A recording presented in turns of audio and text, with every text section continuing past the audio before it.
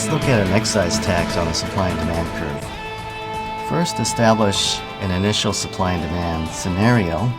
Here we have a market price of $3, market equilibrium quantity of 3 units, and an excise tax is a government-imposed tax per unit of a certain amount.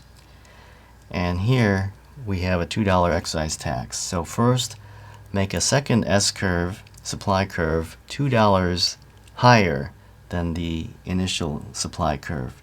So this is a parallel curve that just goes up $2, and it hits the demand curve in a different area. So at this new intersection of S1 and the demand curve, we see it hits demand at the quantity of 2.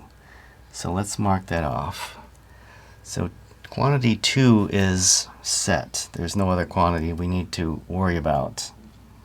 So consumers will pay $4 because it's a higher priced product. You know, this adding the tax makes the product more expensive. And we use this quantity to see where it hits the original supply curve. So nothing's changed with producers. They will still behave according to their old supply preference. And if they were only going to supply 2 units, that puts the price that they want at $2. So that's what they're going to receive, $2 each. So we found that again by finding out the quantity they have to supply, and the quantity was established by the demand at the new price. So what this means is that consumers pay $4 and producers receive $2. The consumer surplus is calculated by the area below what consumers were willing to pay and above what they actually pay up until quantity 2 is reached.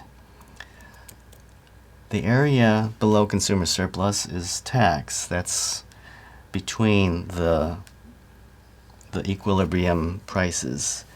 And the total tax is $4, and you can also confirm that by thinking that quantity 2 times the tax of $2 would equal a $2 total tax. Producer surplus is below what producers actually receive and what they were willing to receive up until quantity 2. So remember, they receive a lower price, so the producer surplus is lower. The area of that triangle is 2 times 2 divided by 2, which is $2 of producer surplus.